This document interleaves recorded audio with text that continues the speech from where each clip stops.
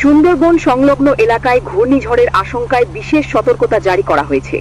এ সময় নদীতে মাছ ধরা ও জঙ্গলে অবস্থান না করতে সকলকে অনুরোধ জানানো হয়েছে।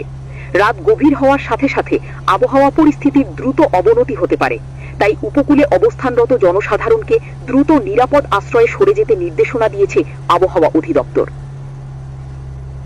রাত আনুমানিক 10টা নাগাদ ঘুটঘুটে অন্ধকারের মাঝে সুন্দরবনের মাঝ দিয়ে বয়ে চলা ছোট্ট নদীটির উপর দিয়ে চলে যাচ্ছে একটি স্পিড বোট।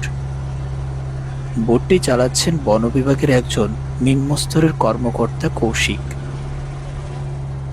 স্পিড বোটের ভেতরে গম্ভীর মুখ নিয়ে বসে আছেন পুলিশ অফিসার সুভাষিস ও বন বিভাগের বড় অফিসার মোহনবাবু।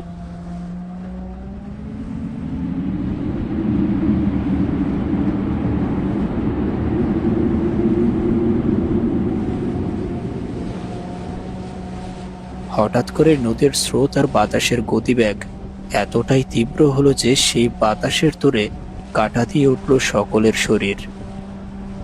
আপনার কি মনে হচ্ছে সুভাষিস বাবু, যে কাজটায় আমরা বেরিয়েছি সেই কাজটিতে কি আমরা সফল হতে পারবো? ভগবানের কৃপা থাকলে নিশ্চয়ই সফল হবে, কিন্তু বিষয়টা সেটা না। বিষয়টা হচ্ছে আজ এমন শীত লাগছে কেন বলুন তো? শীতের প্রকোপ দেখে মনে হচ্ছে এটা গ্রীষ্মকাল নয়, শীতকাল চলছে। তা যা বলেছেন, শিনশিনে বাতাসটা শরীরে লাগবে, এই শরীরে কেমন কাঁটা দিয়ে উঠছে। আর মনে হয় বেশি দূর এগোতে পারবো না, ঝড় শুরু হয়ে যাবে। মোহনের কথাটা শেষ হতে না হতেই বাতাসের তীব্রতা যেন বেড়ে গেল আরো দ্বিগুণ। স্পিডবোটে যেন বসে থাকাই দায় হয়ে পড়ল তাদের। উফ, এভাবে যে আর বসে থাকতে পারছি না। ভীষণ শীত করছে, ঝড় নেই, তুফান নেই, অথচ বাতাসে মনে হচ্ছে সব কিছু ভেঙে নিয়ে যাবে। কৌশিক ভাই আমার, যতটা সম্ভব সাবধানে বোট চালাবে, বুঝলে? আপনি কোনো চিন্তা করবেন না স্যার, আমি সাবধানে চালিয়ে নিয়ে যাব। আবারও নীরবতা নেমে এলো স্পিডবোটের ভেতরে। জলের ছলাৎ ছলাৎ শব্দ আর বাতাসের শিনশিন শব্দ ছাড়া আর কিছুই শোনা যাচ্ছে না এই মুহূর্তে।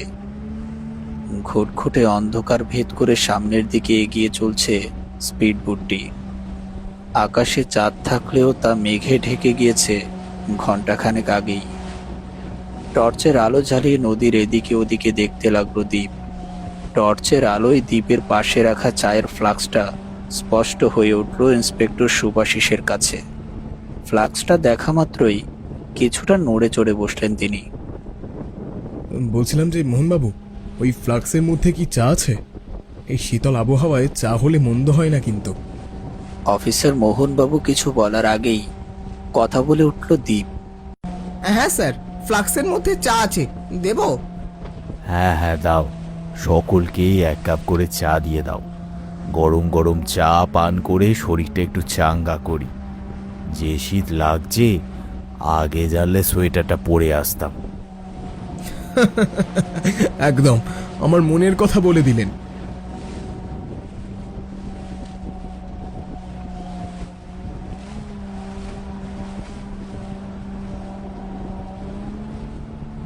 চা পান করার পর যেন কিছুটা শীত কাটাতে পারল তারা সকলেই।